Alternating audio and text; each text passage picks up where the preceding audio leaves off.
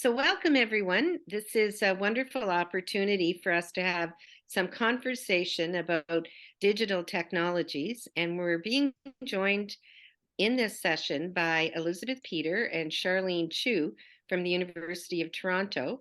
And you will also see on the screen the three editors of the book, Dr. Patty Rodney, Dr. Janet Storch, and myself, Dr. Rosalie Starzomski.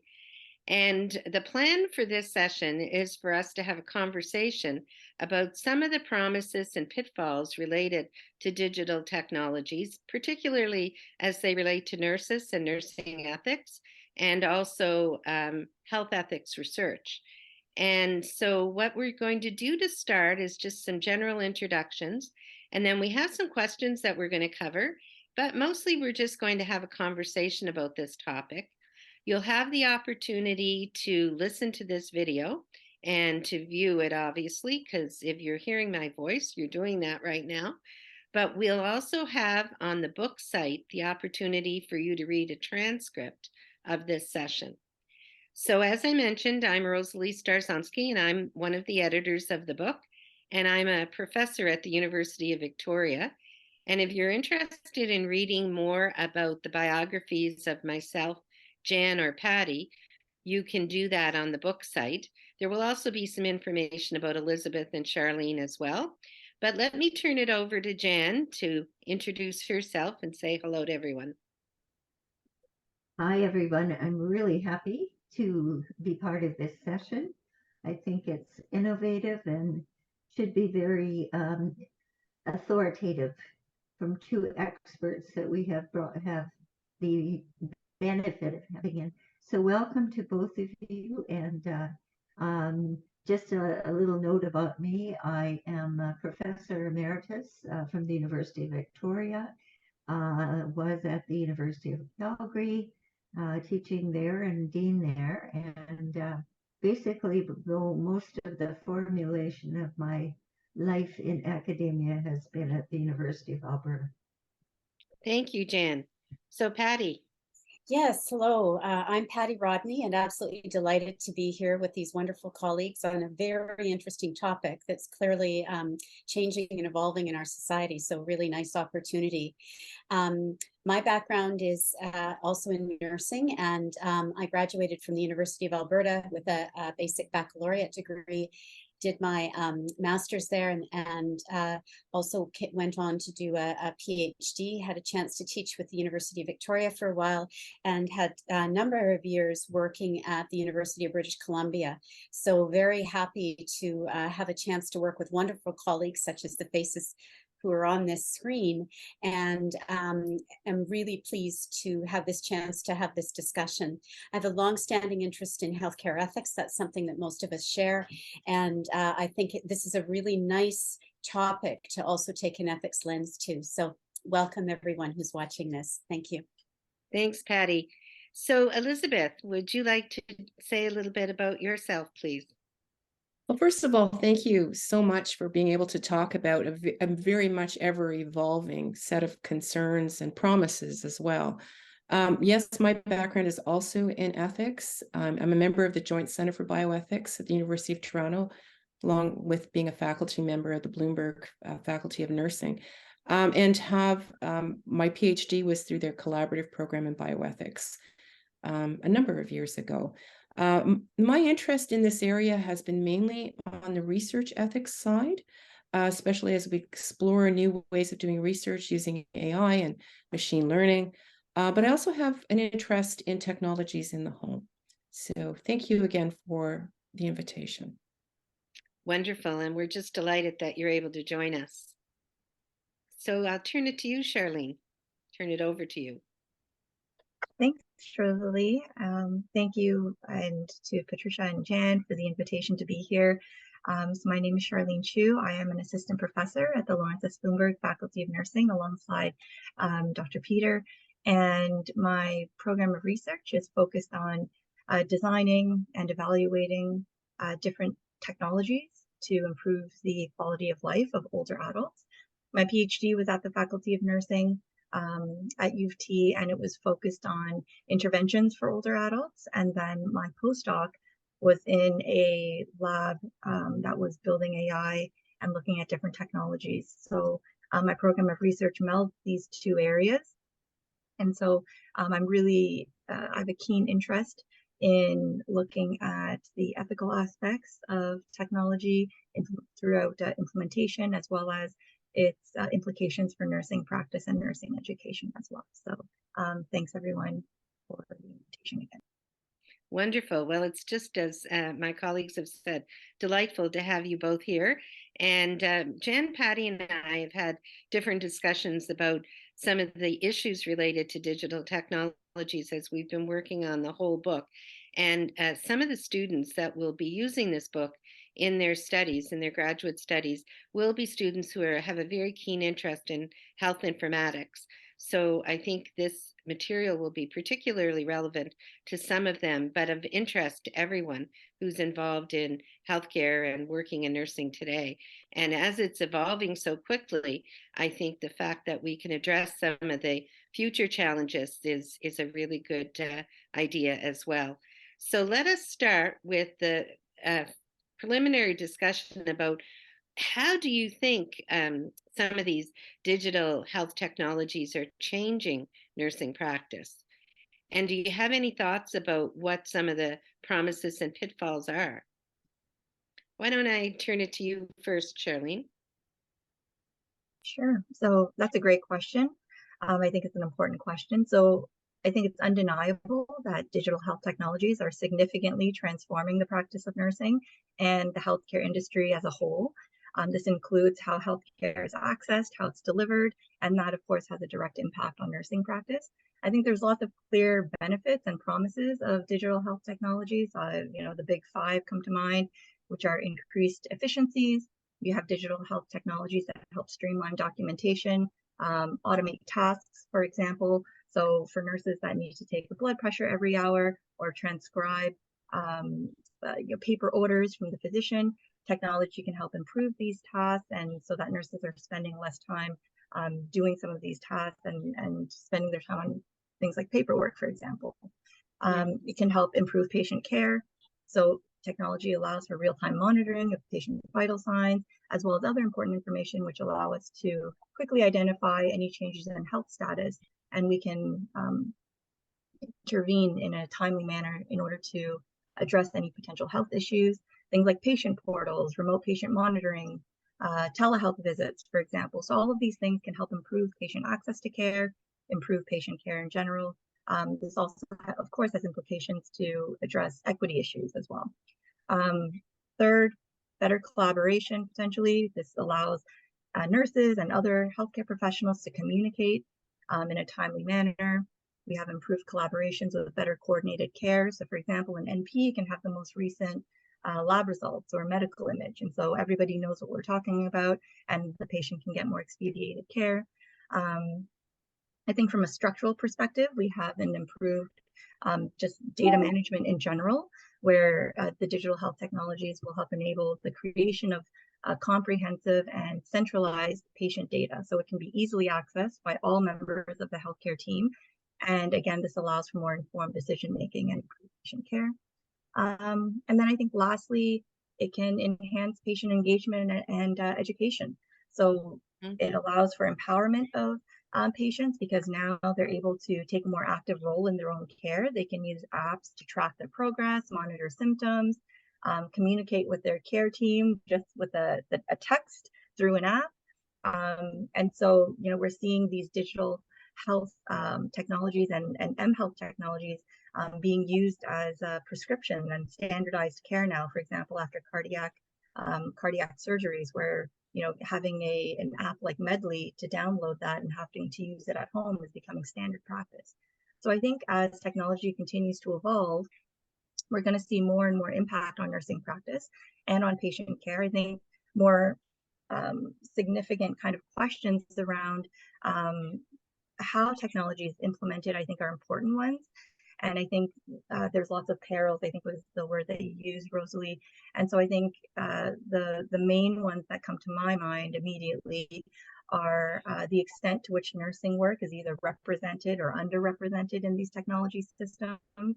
So for example, EMRs, If nursing work is not appropriately recognized and represented in these systems, it can contribute to the under-evaluation of nursing as a profession. And of course, this can have negative implications for the recognition of nurses, for compensation of nurses. And so these systems really need to fully reflect the scope and complexity of nursing practice. And then, and of course, this also affects the quality of care for patients as well. I think a key understanding of digital health technologies is that it can exacerbate inequity and it can result in more health data poverty. And I think that's a topic we'll come to in a future question. But technology in of itself is a source of inequity generating interventions. And so depending on how you want to split the digital divide, whether that's age, geography, digital literacy, there's many factors that that make access and cost to technology an issue. For example, older adults that live in long-term care who may not have access to modern devices, Indigenous populations that may not have internet access, for example. So I think there's lots of issues when it comes to inequity. And then the third is more general, but I think it's the lack of user-centered design. So when we think about the technologies that surround us and informatic systems, often they're not created with the users in mind and the needs of the end users in mind. So this can result in systems that are difficult to use, time consuming. There's many consequences to that. So we can have burnout, moral distress, and you know, there's a really wonderful article written by Atul Gawande in the New Yorker about death by 1,000 clicks, speaking to the fact of, you know, EMRs being poorly designed. So I think there are, you know, it's a double-edged sword where we can have many benefits, of course, but I think we need to be aware of some of the perils as well. Maybe I'll stop there.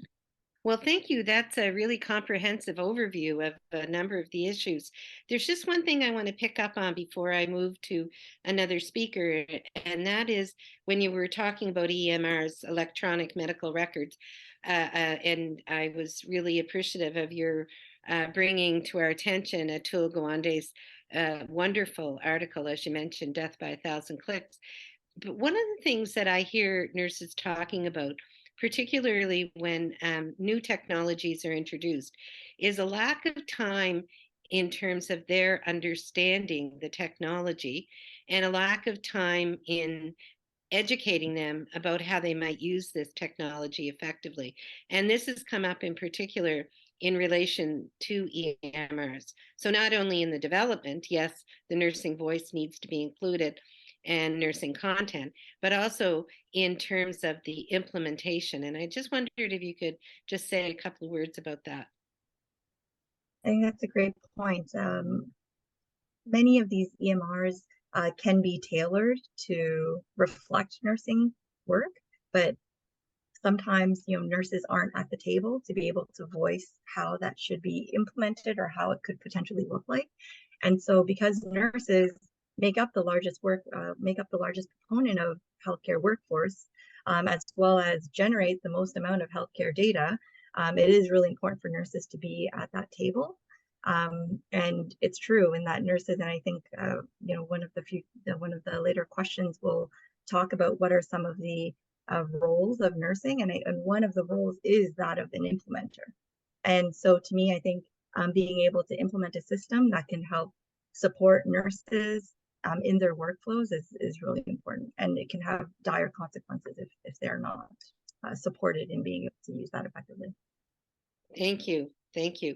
Elizabeth, do you have any thoughts about some of the promises and perils or some of the issues that you think we haven't addressed to this point or raised to this point?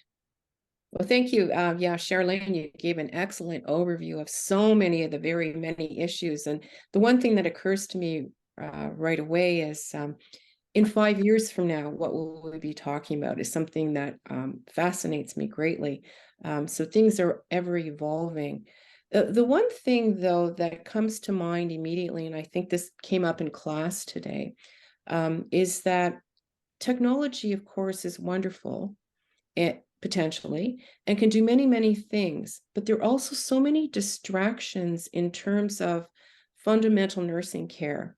And it worries me a bit if too much of our focus goes away from some of the fundamental things around having relationships with people, their dignity, care of the body, and all of those things that are absolutely important. And hopefully the technology frees nurses up to provide that kind of care to patients.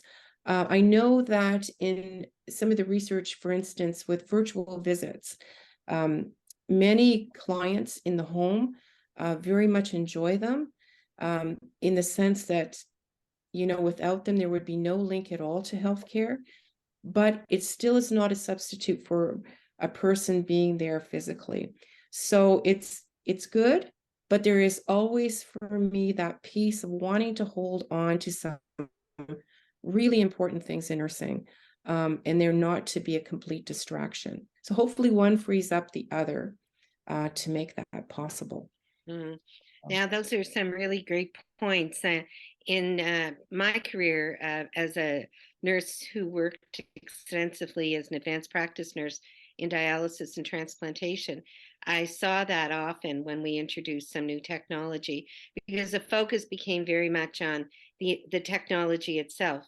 And even though it was requiring that some of those technological artifacts, if you will, were used with the patient became lost in the application of the technology. So I think what you say is really important.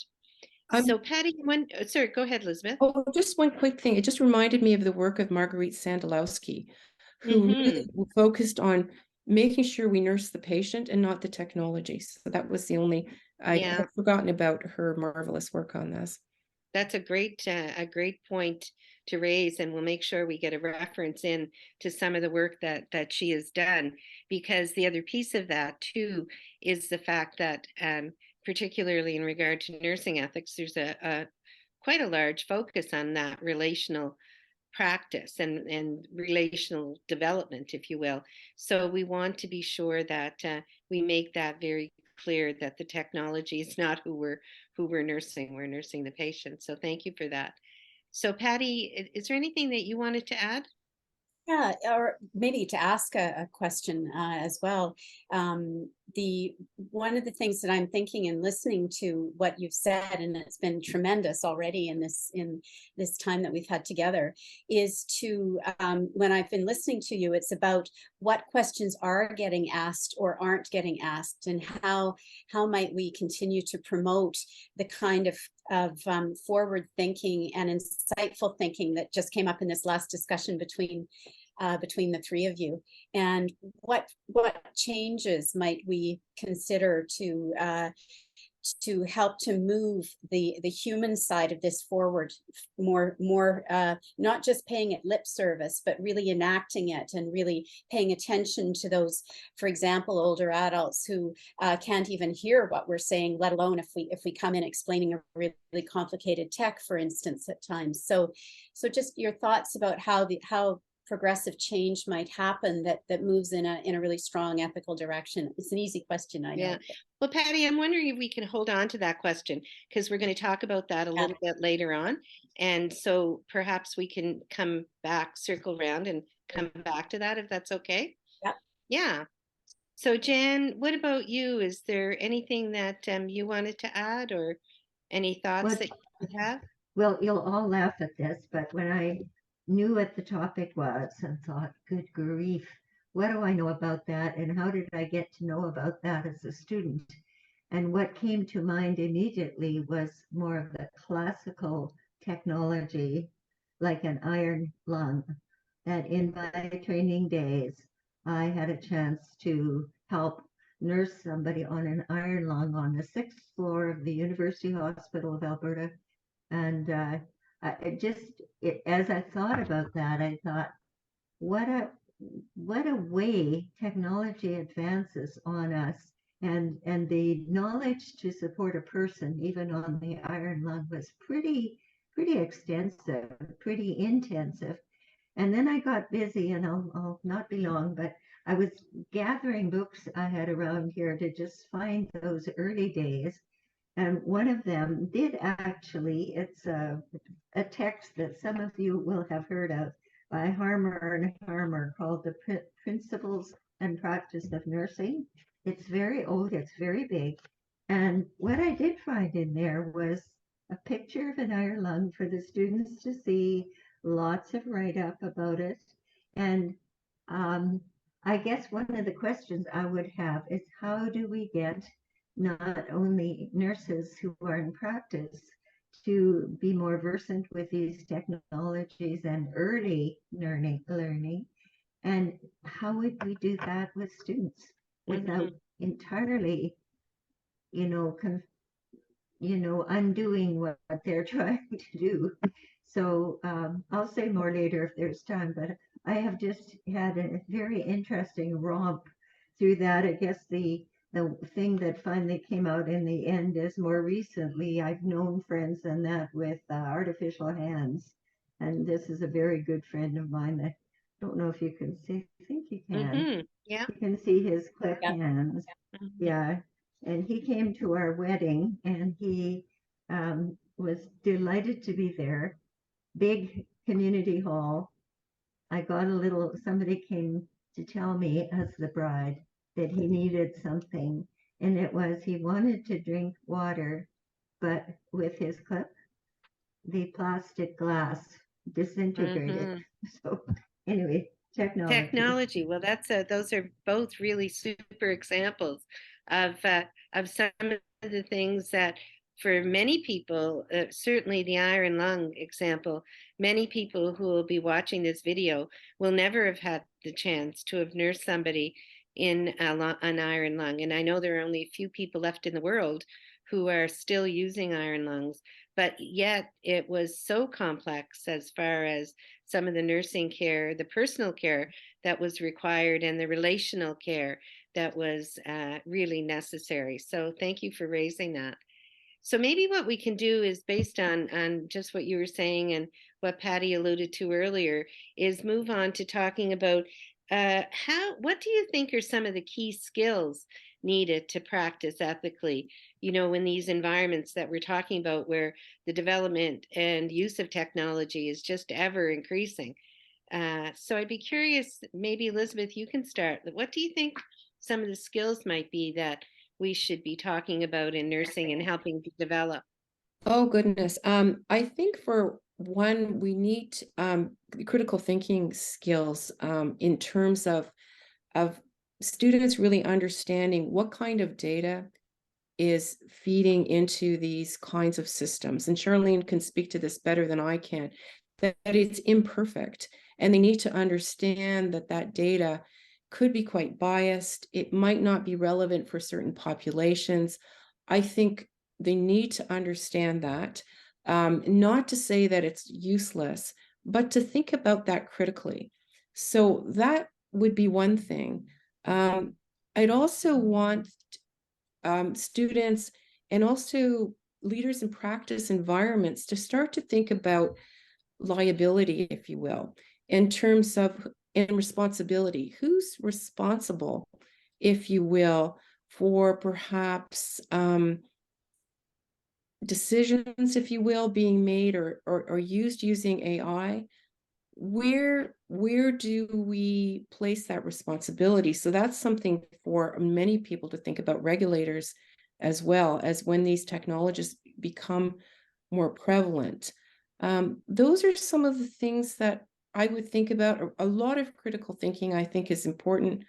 I really like what Charlene had to say is, when these technologies are being introduced, to have nurses really have their perspectives given as to what is helpful, not helpful in the practice environment, having patients, clients also involved in the development of them, so that they're being used in a way that's most meaningful and the least harmful, if you will, in very simplistic ethical terms.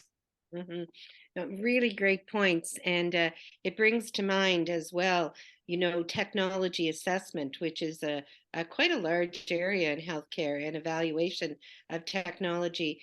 and how even in the development of the processes to do that, in many cases, nursing voices have not always been included.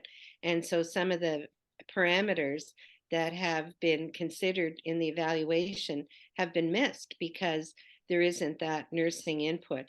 And so I can think of a couple of examples in my own practice in the introduction of new equipment for dialysis, for example, where that's occurred. And also, I've heard recently from colleagues who are working in critical care where new technology that was introduced there during COVID, there wasn't always the opportunity to do the evaluations that were needed, and thus increased nursing time and also impacted on the level of patient care that was able to be provided. So thank you for those comments. Charlene, did you want to add anything to that about some of the skills that you think are needed? Yeah, so I recently authored a book chapter about this that was called The Impact of Digital Technologies and the New Skills and Knowledge That Nurses Need. So Wonderful. this is fitting. And so my co-authors and I, we looked at the kind of basic roles of nurses and nursing practice, and we reconceptualized kind of core aspects of nursing practice. And kind of the 5 different areas were that of an advocate, an explainer, an implementer, a creator, and an analyst. Nurses have always been advocates for patients. And so in this case, when it comes to digital health technologies, here we're talking about advocating for equity, advocating for access, thinking about the suitability of the technology to the patient population, thinking about social determinants of health and privacy, confidentiality, data ownership, but really being that advocate for that patient and community and population. And then the second being an explainer, right? Nurses have always had the ethical duty to ensure basic principles of informed consent. And that informed consent is being met as a professional standard and is a professional practice standard. And so the same applies with technologies that people are using. When we are prescribing technologies for people to take home with them, they should know, where is this data being stored? Who has access to it? When can you look at it? Picking up on your earlier point there, Rosalie, about nurse as being an implementer. Nurses have always led the way to move evidence into practice. And so this is the same for technologies as well, using principles and frameworks from information science and implementation science to think about the context, the enablers, the barriers of moving technology into different healthcare environments, whether that be acute care or in the community. Another role, and we've sort of touched on this several times now, but this is a core tenet of my own work, is that of co-creator. So again, nurses are the backbone of most healthcare systems.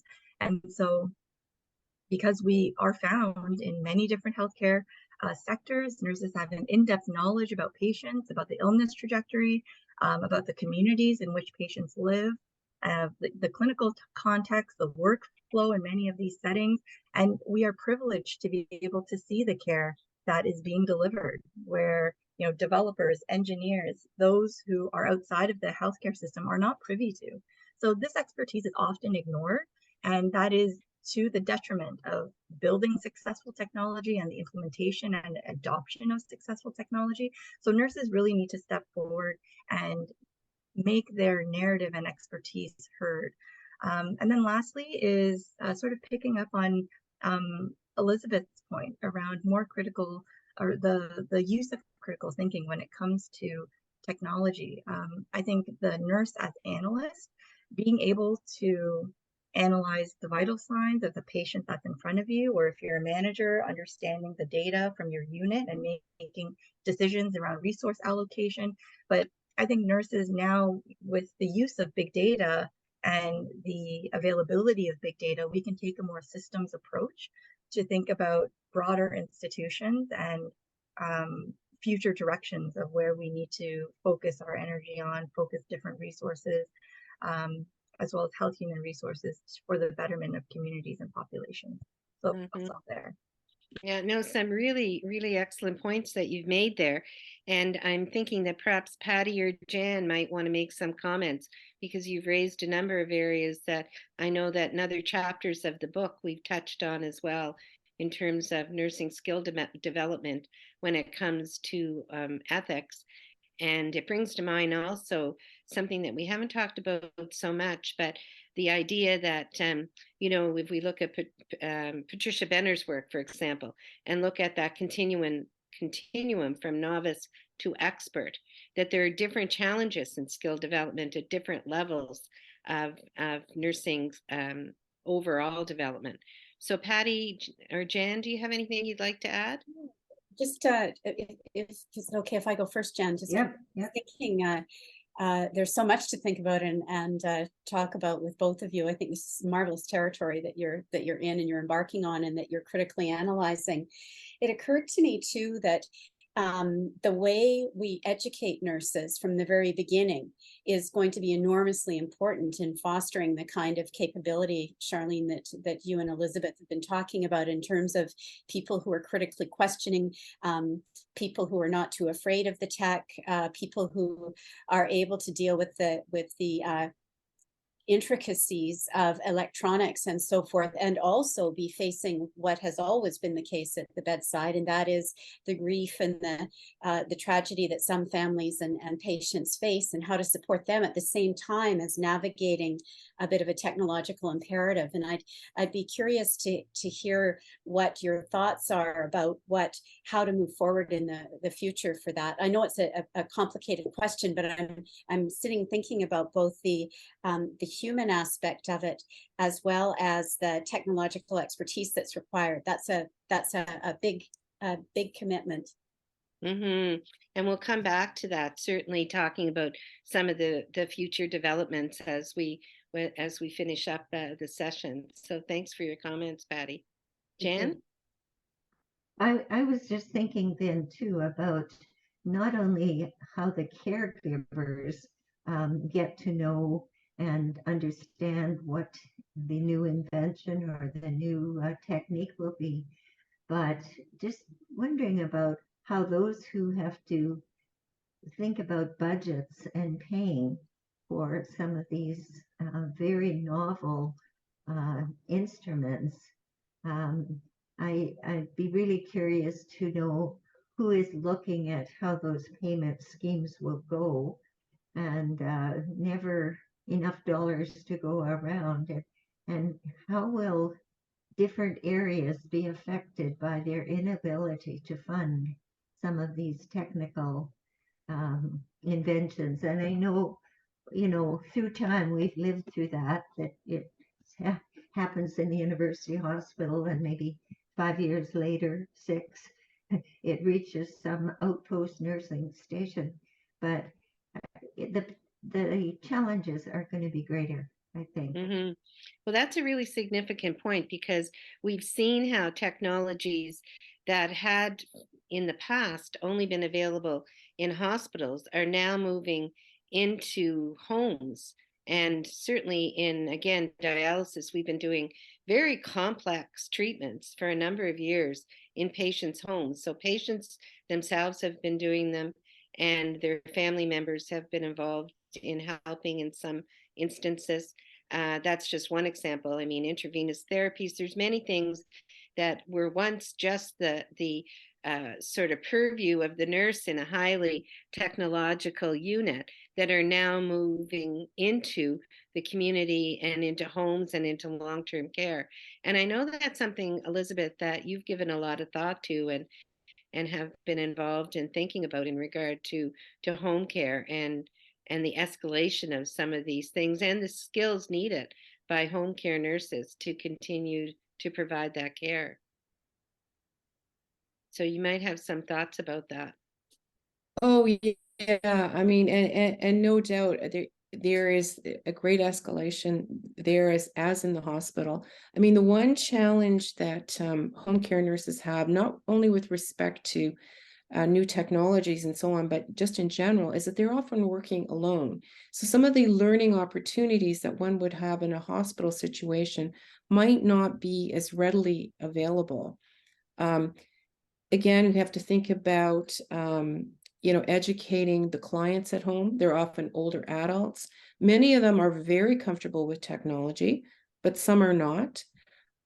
And when technology goes awry, again, in the home, it can be more of a challenge, as it is for any of us when we have problems at home. How easy is it to get someone in to repair, help, intervene, and so on, can be easier in a hospital because it's more localized. But some of these things, yes, in the home, are very can revolutionize things. With the other end of the spectrum, though, in terms of still respecting people's privacy, where we have people being monitored for a number of things, for their own safety, perhaps for vital signs, but it can be much greater than that, what the monitoring can entail. So the privacy aspect is really important to think about, particularly more on the extreme end, when we start to monitor people, especially in their own homes, where they have a high assumption around privacy. That would be probably the most private place to most people, is where they live and go to sleep, if they live in a home, an apartment, etc. So privacy is a big one that we need to think about, and engaging again that population in terms of education and what's okay. We need their input. Charlene, anything that you wanted to add to that? So we have a couple of projects that are focused on technologies for the home and designing home sensor systems to help support older adults living at home. And it's a really interesting kind of area to explore because there are so many ethical issues when it comes to using sensor technologies in the home. The capabilities of sensors these days can detect the quality of sleep, how fast you're breathing, your heart rate, how many times you leave the house, how fast you're walking, where you drive, the proximity of you to perhaps your loved one, how long you're spending together. And so there's many inferences somebody can make based on the data and being able to triangulate the data around somebody. But there's several ethical issues when it comes to using this, because often, and I know we've been talking about this from a healthcare perspective. So that is a healthcare provider potentially, making the home more of a hospital kind of setting where you have these technologies in that home. But there's that presence of a healthcare professional. But in many of these cases, and in my own life personally, I've had so many people ask me about putting in these monitors and going to Best Buy and buying these home sensor systems for their parents. And so now, you have family caregivers who are also using these technologies, and they're not fully aware of what to do with the data. When is something important? When is something not important? And then their parent on the other end, who is being monitored, also doesn't quite understand, what can my daughter or son see? How much are they actually following me here? And so, what could be interpreted as now all of a sudden I can't live by myself anymore. So there is this instillment of fear, what's going to happen if I fall now?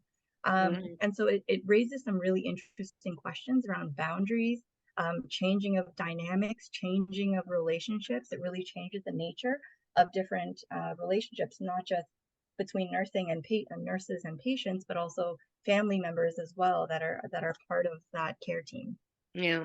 And you brought up a number of really important points there. And I was just thinking about recently a situation, or wasn't too long ago, that I was involved in, where I was talking with a parent of someone who has just switched to a continuous glucose monitor, which has, been revolutionary in terms of diabetes care.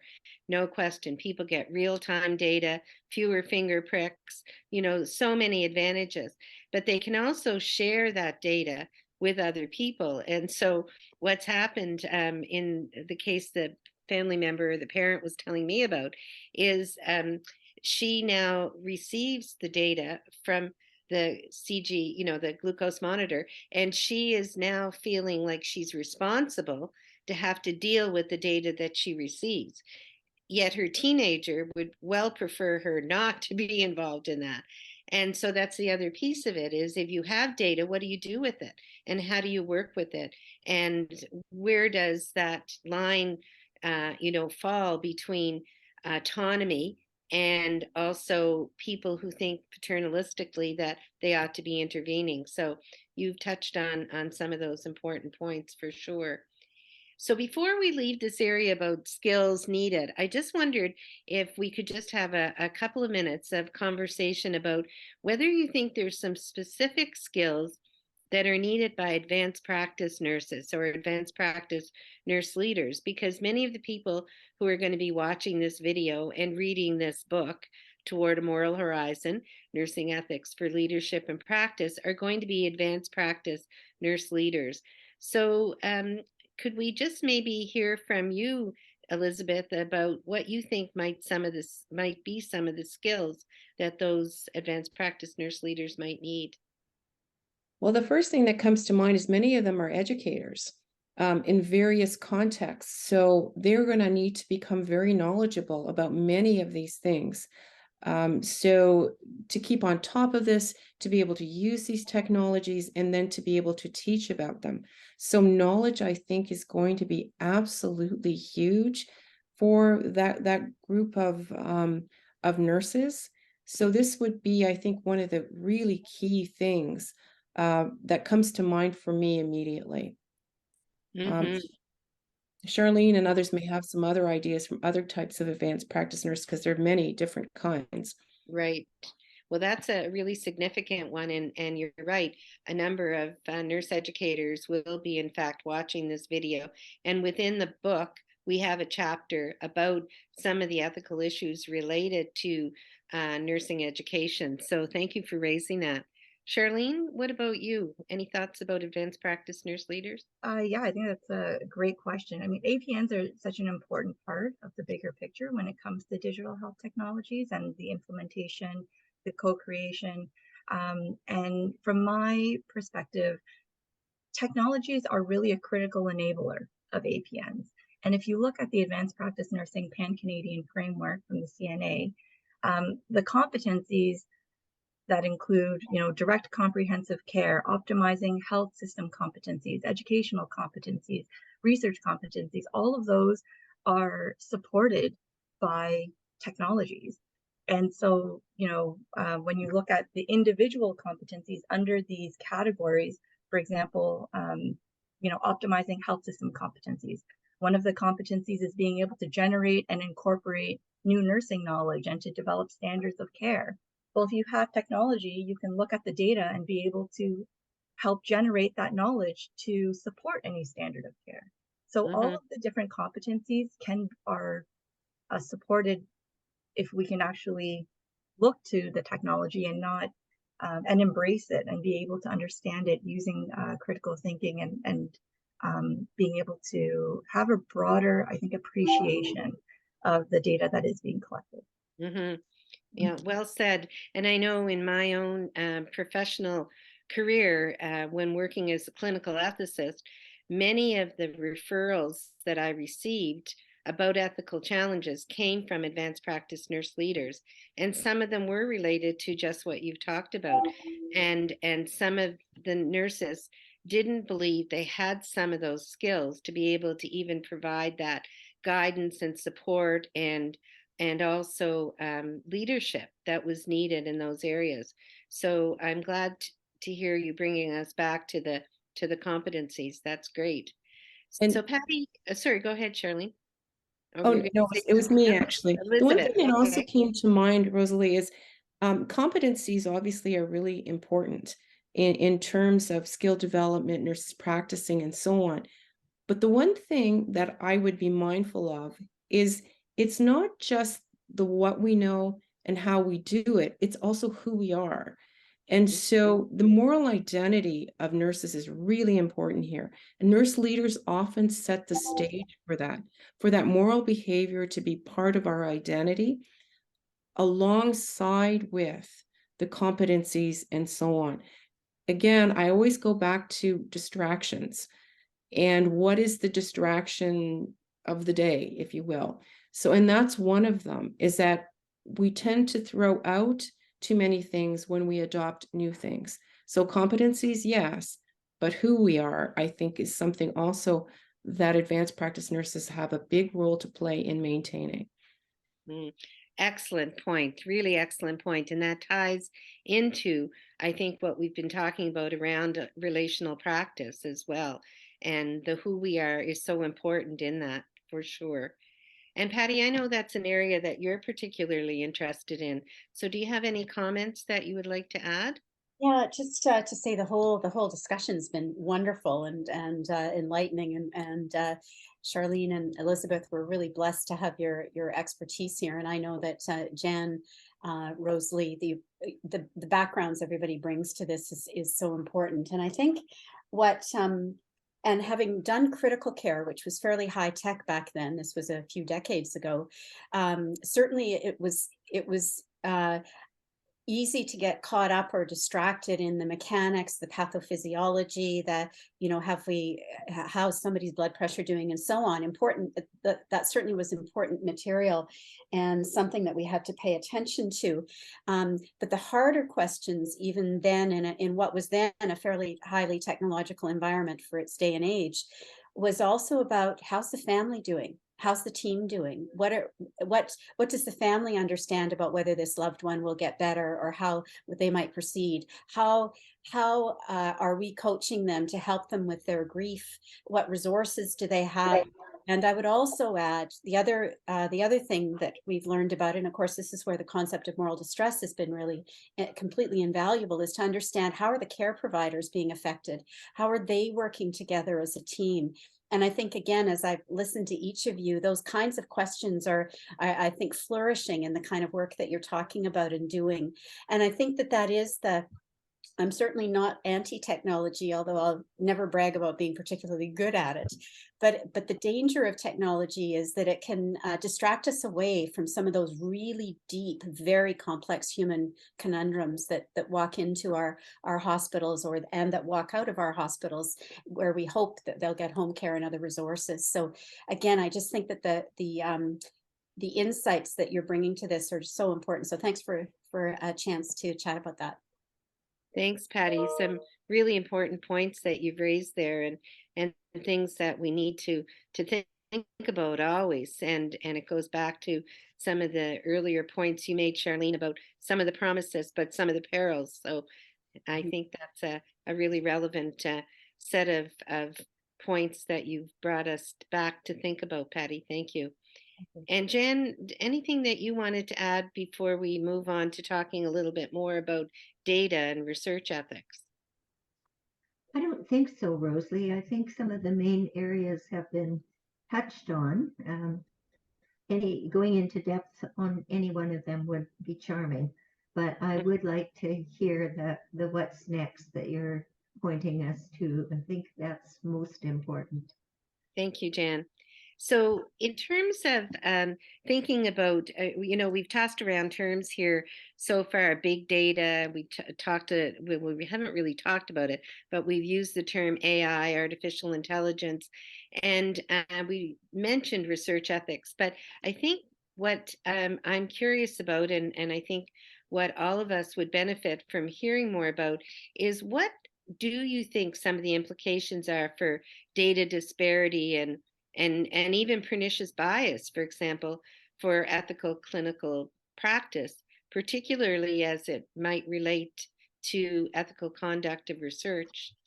And I know, Elizabeth, you've been involved in a number of activities in this area, so perhaps you might like to start. Well, one of the things I think that has been a common part of conversation is for researchers to really have a strong understanding of the databases they're using and what their limitations are, because there are always limitations. Because once those data sets get put together, what are the outcomes that people are going to look at? Is this reliable? What is coming forward is one of the things that is strongly emphasized. The other thing, however, is it may seem really very unrisky, for lack of a better word, or lacking in risk, to use data where there's no contact per se with participants. But some of the ethical issues actually arise upon dissemination and not so much on those early stages.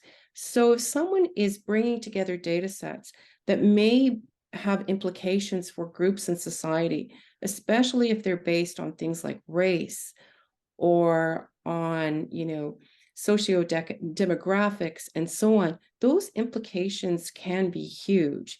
And so some upfront thinking needs to go into this with community engagement and so on to make sure communities are involved in the kinds of research questions that are being asked, but really important to make sure they're involved in dissemination in order to avoid some of the stigma and naive kinds of conclusions, and sometimes very painful conclusions for groups if they're misunderstood, especially if the data is imperfect, and all data is imperfect.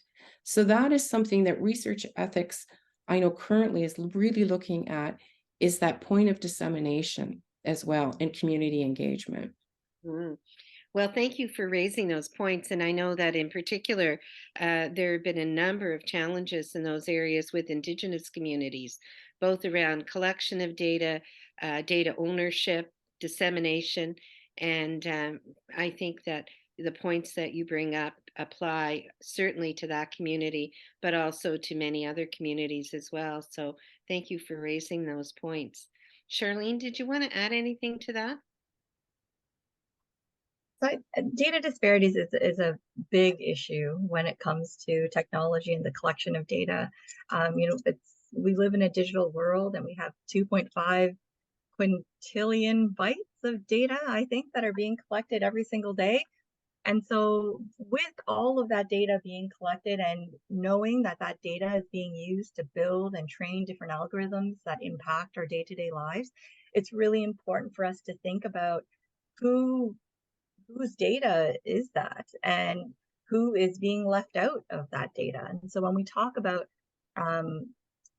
health data disparities, there's a article that was in the Lancet that was by Abraham, I think in 2021, and they defined health data disparities as systematic differences in either the quality or the quantity or both of health data that represents either different individuals, groups, or populations. And so that can be across demographic, disciplines, or diseases.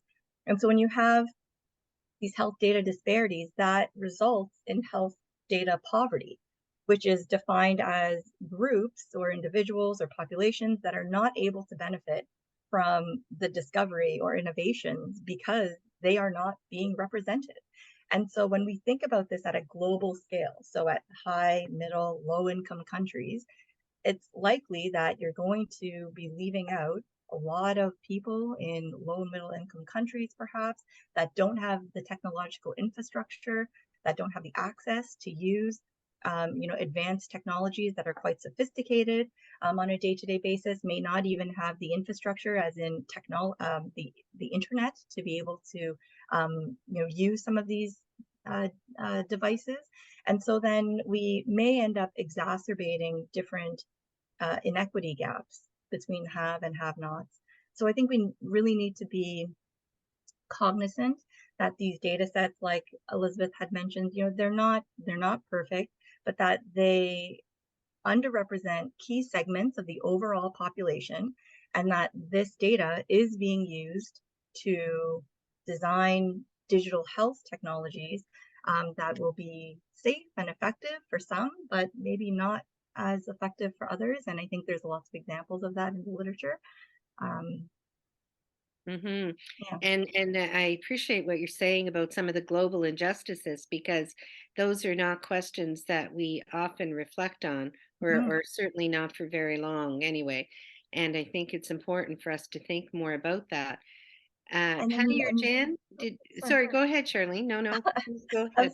I was just going to say, clinically, there was I think it was an example in 2019 by Tomasev, where they came up with a algorithm in order to predict acute kidney injury in adults. But of their data set, they only had 6% of women. So of course, the algorithm was not as effective in women as it was in men. And so that's just an example of how you would have gender-related health data disparities that then end up causing relative health data poverty in women. And then even more recently with COVID-19, the New England Journal of Medicine, as well as the British Medical Journal, they had reports about pulse oximeters. And pulse oximeters don't work as well on darker skin because they are calibrated on people with white skin. And so then now we have, I think their study said that pulse oximetry readings miss, I think, 3 times as many cases of hypoxemia in Black patients in comparison to white patients. So, it's said in another way, it's not detecting hypoxemia to the rate of 3 times for people with darker skin, which means that nurses may not be able to properly triage patients, which is a significant issue in COVID-19, which is a respiratory, causes acute respiratory distress, and apply that, critical supplemental oxygen in time. So there's lots of clinical examples when it comes to data disparity, harm from algorithmic bias. And so there needs to be a lot more consideration and attention to this for sure. Well, great points. And I'm just going to ask Patty to comment on this for a moment, because I know that some of that disparity has been really relevant and evident in some of the work done in cardiac care, where women, for example, have not been included, or people from different ethnocultural communities or socioeconomic groups. And Patty, I know that that's an area of interest of yours. So do you have anything that you would like to add? Thank you. I guess a lot of what I've been posing, I know, are questions, because the information you've given us is so powerful.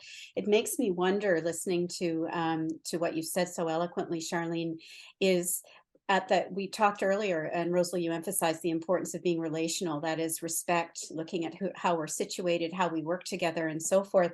And I was thinking that there needs to be a heavy dose of relationality to go to some policymakers, some scientists who are obviously incredibly well-meaning, but aren't perhaps asking the right questions, and may not have been going through either educational venues or organizational venues where they're rewarded for that kind of question asking. Because again, Charlene, listening to you, the kinds of points that you've raised and that you've raised, Elizabeth, are help us to dig beyond the surface in order to be closer to get to what's actually going to make a difference in people's lives. So I really just want to thank you for that. And I just think it's just enormously important. Thank you. Thanks, Patty. And Jan, I know that in your career, research ethics has been very prominent, and you've been very involved in a variety of different research ethics committees and groups, and reflecting on some of these questions. So is there anything that you want to add? You just have yourself on mute, Jan, so you have to just take yourself off mute.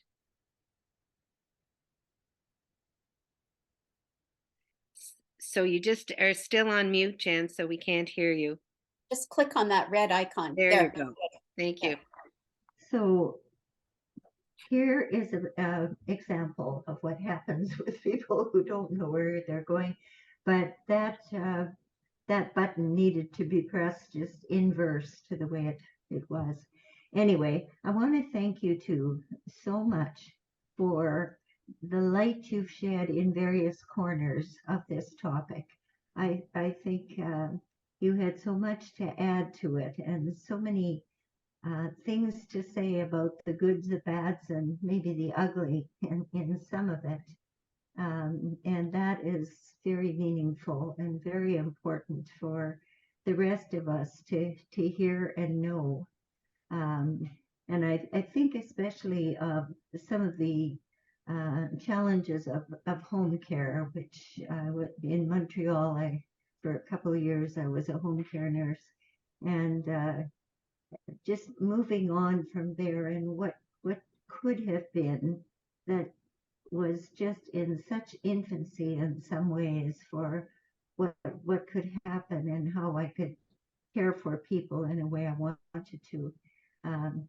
So I think both the home and the hospitals and long-term care areas, long-term care homes especially, I think so at risk many times for what's happening there, need all of this advice, and we need to find a way to spread it around in whatever way we can. And I thank you both so much for coming and being part of this discussion.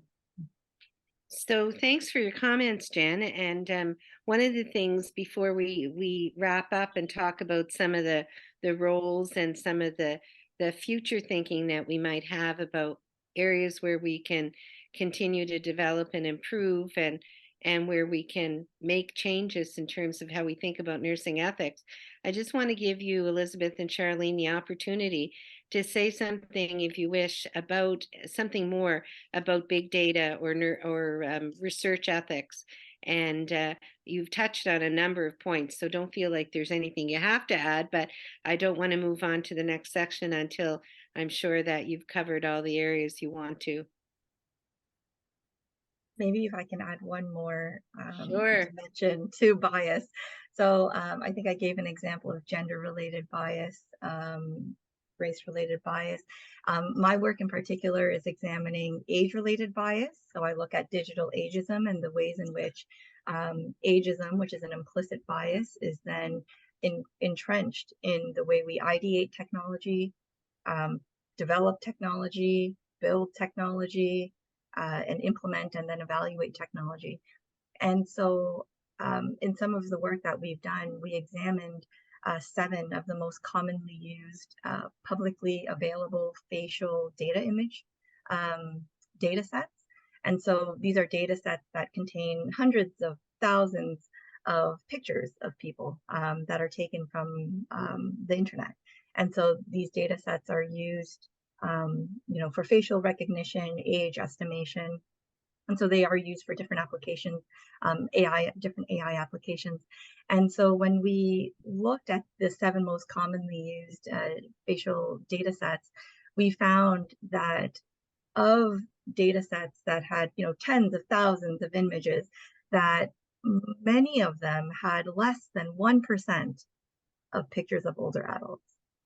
And so the implications of that, and speaking just more broadly around data disparities and not being able to benefit as much from the technologies that are being built, I think are really applicable to age tech or gerontology or technologies that are being built for older adults. I think that's a really important piece that we don't necessarily really focus on when we talk about bias in AI. We tend to talk about it with respect to gender and race, but not so much with age. And a lot of my work is trying to shine a light on that and just broaden the aperture a bit. And then, Jan, you mentioned the different settings. I think we've spoken about acute care, we've spoken about home care, and long-term care has come up a bit. But I think long-term care in particular, again, a place of older bodies, staffed by racialized women, I think is a really interesting cross-section of society. And certainly the way that technology is experienced is very different in a setting like long-term care. And so in the case of COVID-19, where long-term care homes were in lockdown and residents were not able to see their families were not able to see their loved ones, they became these total institutions where the only way to have any contact was through technology. And a lot of them did not have the infrastructure to even support an iPad or have the staff to use the technology in place. And I think this speaks to sort of the broader context of how technology can change the nature of nursing work. And so when technology, for example, and I think Patty had mentioned, the idea of grief. So over COVID-19, we had protected code blues. I mean, I know in nursing school, we never ran code blues using baby monitors, right? Like that's not something that anybody knew how to do in nursing school. But come COVID-19, that's what my colleagues had to do. We were running code blues in ER using baby monitors, and people were saying goodbye to loved ones using iPads in the ICUs. And in long-term care, people were trying to have conversations using FaceTime with not so good Wi-Fi. And so it really changed the nature of how we care, the way we care, the nature of care. And so I think these are really big, important ethical issues that deserve examination. And I think we need to be sort of raising these questions within nursing curriculum. There's some nods to how we prepare our APNs and the future generation of nurses to be sort of stewards of technology, but I think we need to be raising some of these really important questions early on. Mhm. No, thank you, Charlene. Some really significant points. And Elizabeth, anything you want to add? One point, also with respect to long-term care and home care, there is a very large group of unregulated workers in that area.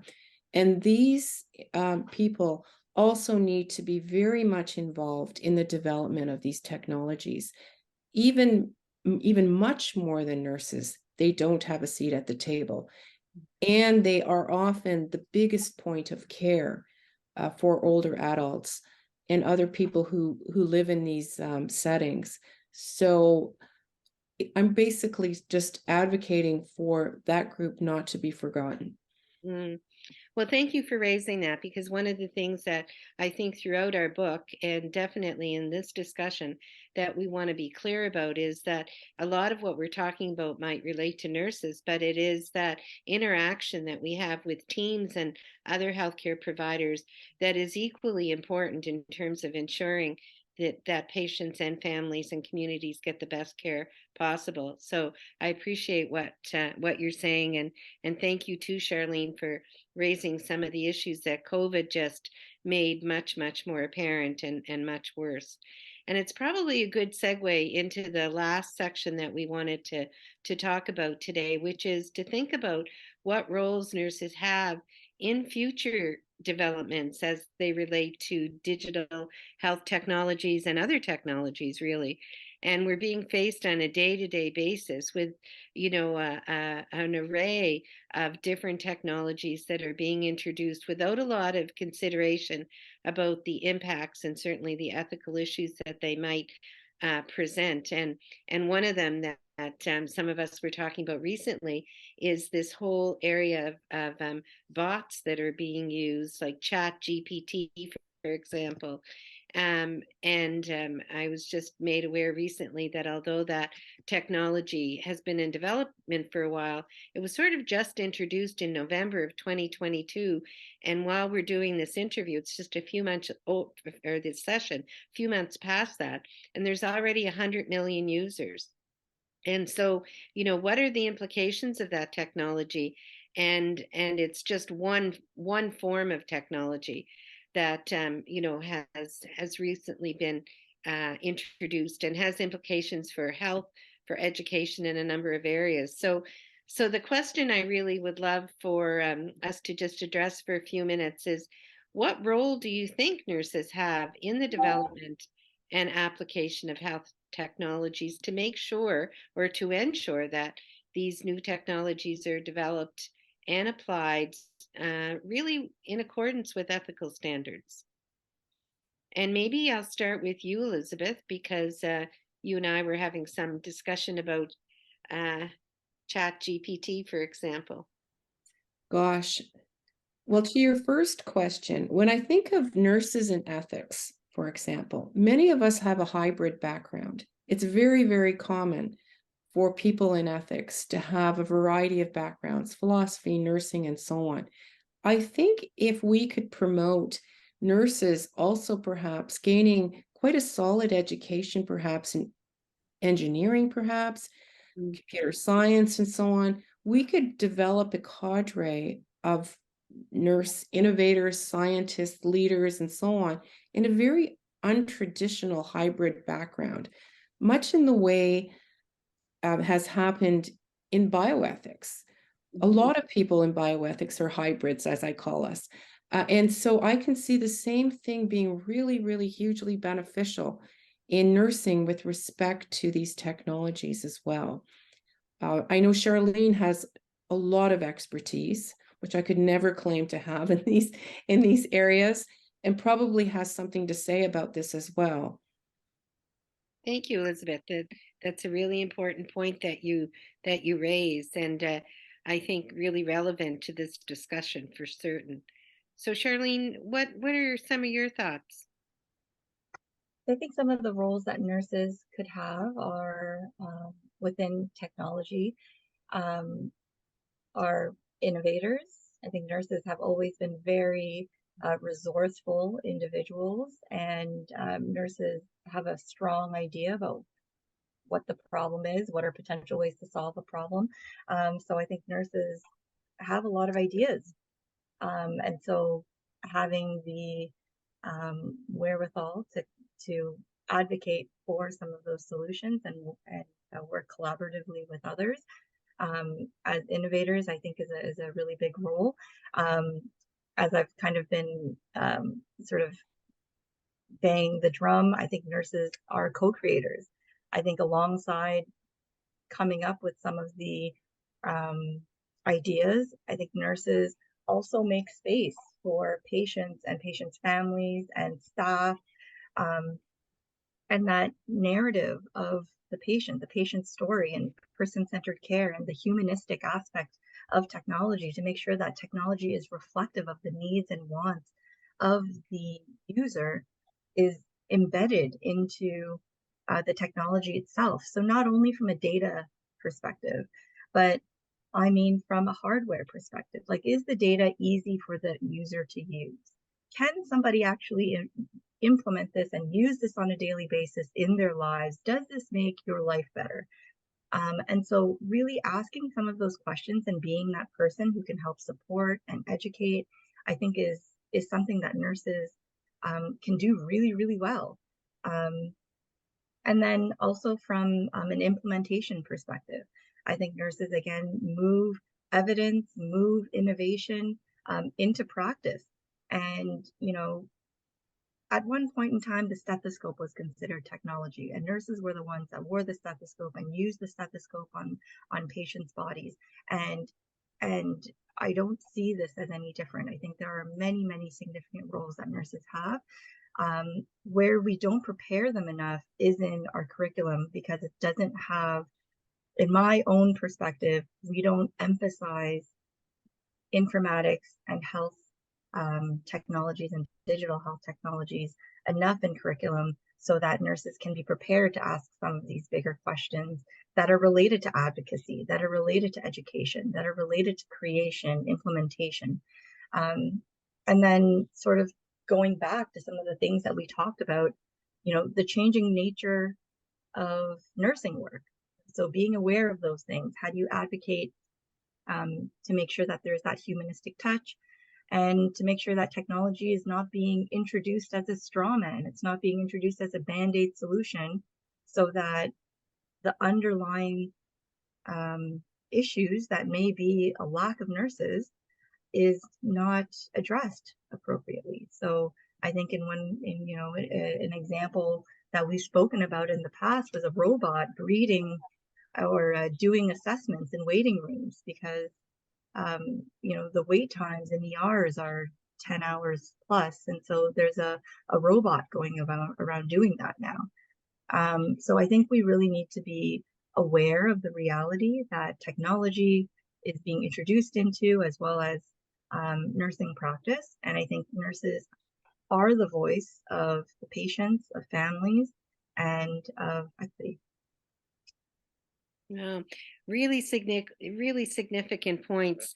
And I'm thinking, as we come close to closing, one of the things that I'd be just interested in hearing a bit more about, and I know my colleagues that are part of this discussion would as well, is a bit more about the implications, the ethical implications of some of these programs like ChatGPT, for example, on educators, because a number of the people who will be looking at this video and reading this book will be nurse educators. And so I just wondered, Charlene, if you could say a bit more about that, because I know you've given it a little bit of thought and might have some insights that you would like to share.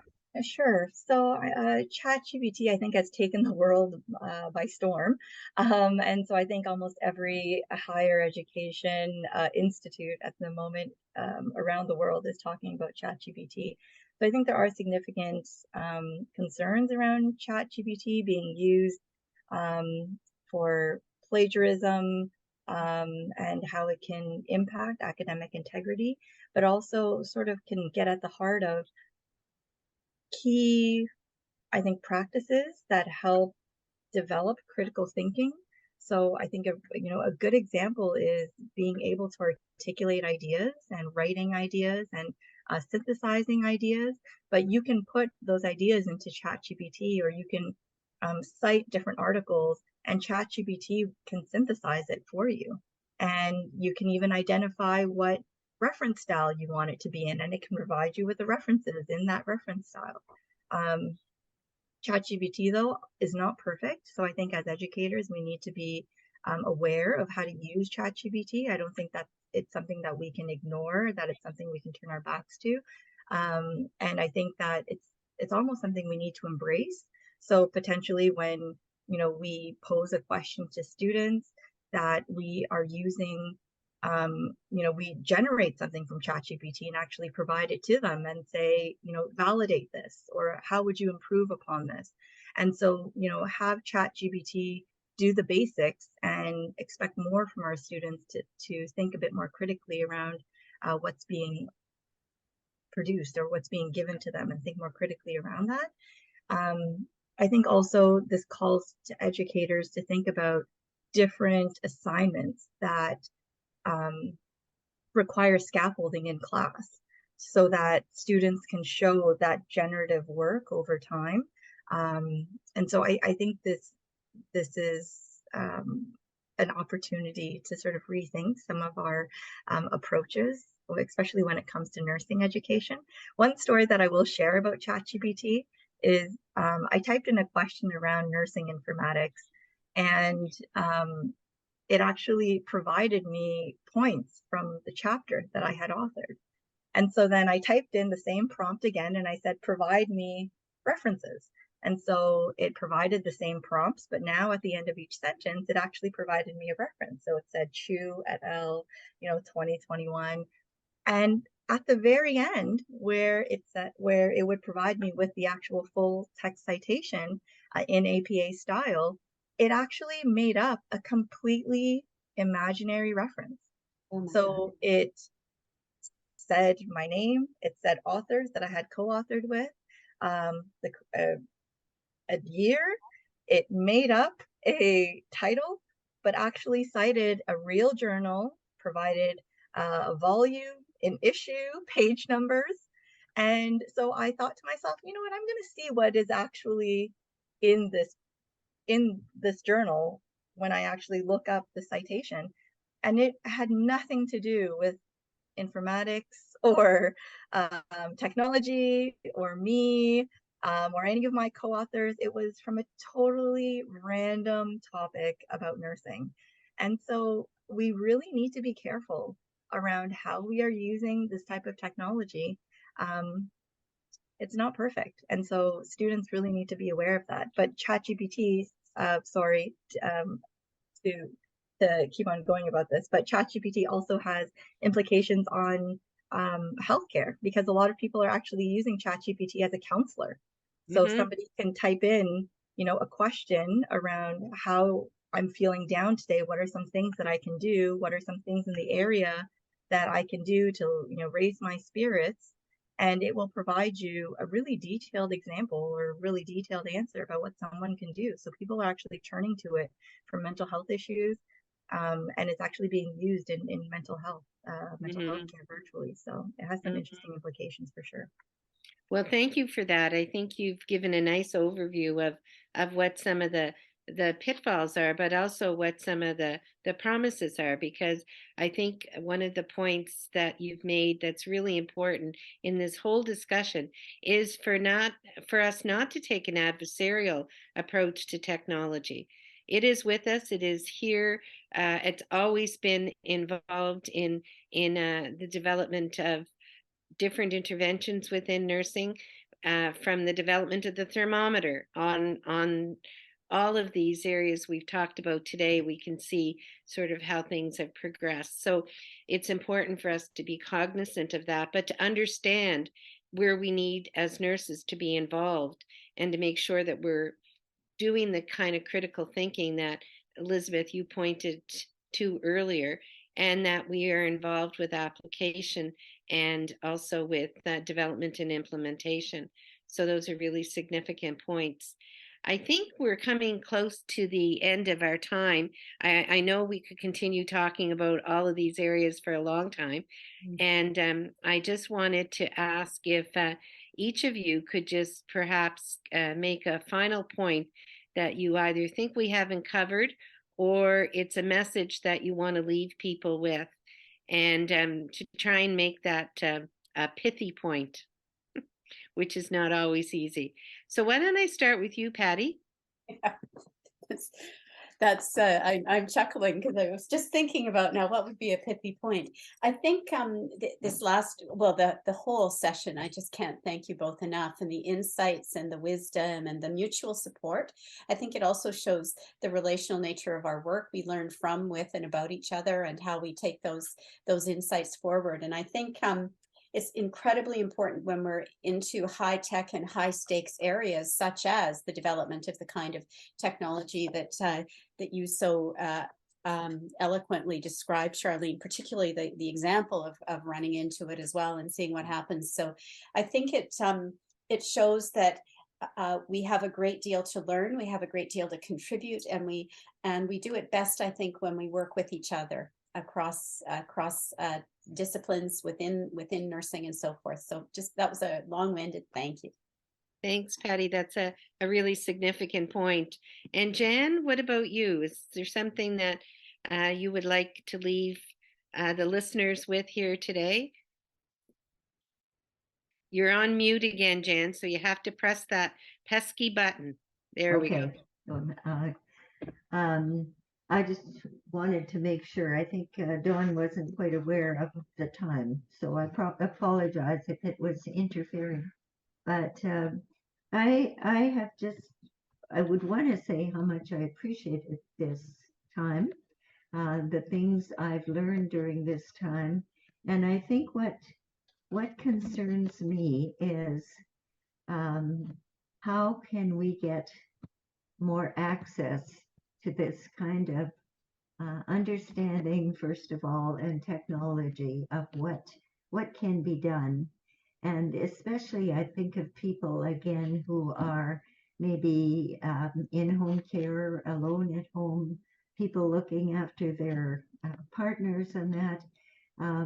But more than that, people who just need to know, and they need to know what is possibly available in terms of information they could find out about.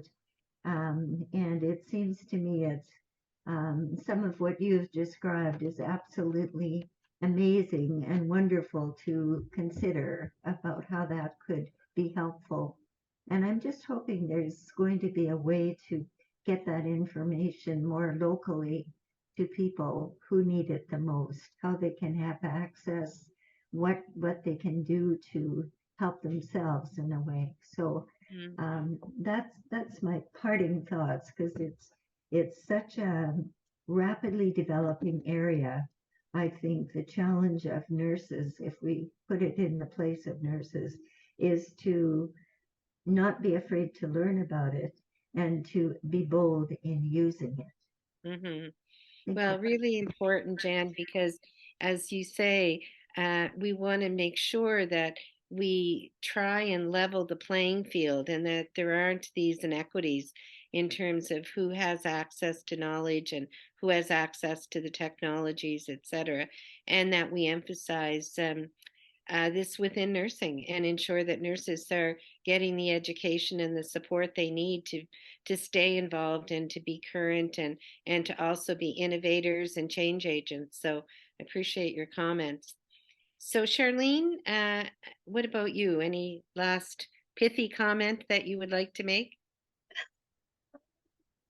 I think I just want to thank the three of you for the invitation. I really enjoyed this time that we've spent together, and it's been really informative for me, and I hope it will be informative for the viewers in the future. I think my last ending kind of message is, nurses are a really, really important part of this picture, and there are ethical issues all along the technology pipeline, and nurses need to make their voice heard, from ideation to implementation to evaluation.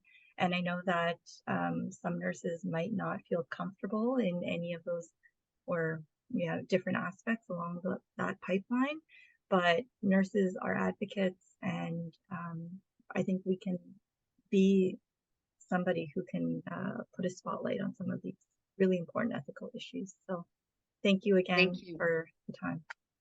Thanks, Charlene. And Elizabeth. Well, one pithy point, building on Charlene's last point, I think we really, really need to hear from point of care nurses in every context in terms of evaluating technology, the development of technology, and so on. But we won't hear from them if they're not freed up from their caregiving responsibilities. So maybe this is more of a message for nurse leaders or others in organizations to free nurses up to be involved in these kinds of activities. Otherwise, we won't hear from them because they're so busy providing care and so on. So it's more of a message of please consider freeing them up to be involved in this really important activity, along with all kinds of other activities that they're not free to be involved in. So that would be my biggest message for APNs who may have some control over nurses' work. So yeah, that would be my pithy point. And also, thank you very much for inviting me. I've learned a lot from everybody in this group. So thank you. And it's a wonderful book. I'm using it in my course, and I'm glad that there's an addition to this involving technology. Well, thank you, Elizabeth, and you're a big contributor to that book and have been over time. And it's wonderful to have you now, Charlene, as well, making these contributions. And as has been already said, I do also want to extend my thanks to you and to Jan and to Patty for this session. I think we could continue this conversation for a long time for sure, but lots of messages for people to think about. And I've used this book, the previous editions, in teaching ethics courses at UVic at the graduate level. And I know other people have done so as well across Canada and in other places in the world. And I think one of the things that I really want to leave people thinking about is that we have a lot of information, as you mentioned, Charlene, earlier, in terms of the number of terabytes. I've forgotten how many you said. What was it again? Jillian. Yes. So there you go. And a lot of what we know about this area is evolving rapidly, for sure. And we've got a lot of literature out there. Even I'm a very big science fiction fan, as I know others are at this session. But we can learn from mistakes too that we've seen in literature, in studies, in what's been written. And I think we need to take that up as well as we reflect on where we go in the future, and to make very careful choices in terms of implementation, because just because we have a technology doesn't mean we ought to use it. And so I think that's the other piece that we have to be very careful about, because it's often considered that something that's new and innovative means it's better, and that may not necessarily be the case. So we have to move with prudence and with careful, critical reflection. And then lastly, I just wanted to say that I think that in terms of some of the technologies that we haven't talked about today, that are worrisome when it comes to big data or artificial intelligence, or perhaps even the use of robotics, et cetera, are areas where hopefully the viewers and readers of this session might want to explore a little bit more in some of their work. Because again, there's many promises, and we've seen the benefits of technology, but we also want to be cautious about the perils. So that's the challenge that I throw out to everybody, to become as fully aware as you can. And in aid of that, what we'll do at the end of this session is we're going to add a number of references that will be useful for people to consider. And we're also going to be adding this video as a transcript to the overall digital book that we're writing. And the transcript will include some references as well. So that will give people an opportunity to view, listen, and read, so that it will be accessible for hopefully everyone. So with that, thank you very much again, and I'll look forward to us as colleagues continuing these discussions and maybe even doing some more writing about this in the future. So I wish everyone the best. And also, just to throw out to viewers, there will be some way, I think, for us to include, yes, we can do this with our references.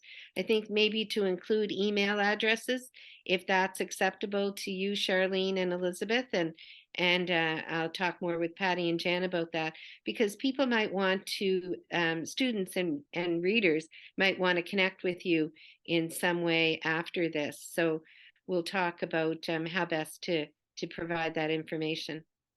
And just before we close, Rosalie, just wanted a huge thanks to you, to provide a huge thanks to you for helping to organize and guide this session. I think it's just gone incredibly well, and it's been a vision. I know it's a shared vision with all of us, but I think you really understood what the necessity and the opportunities are here. So thank you so much for that.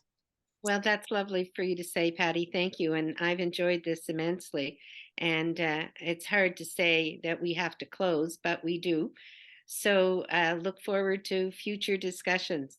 Thanks very much, everyone.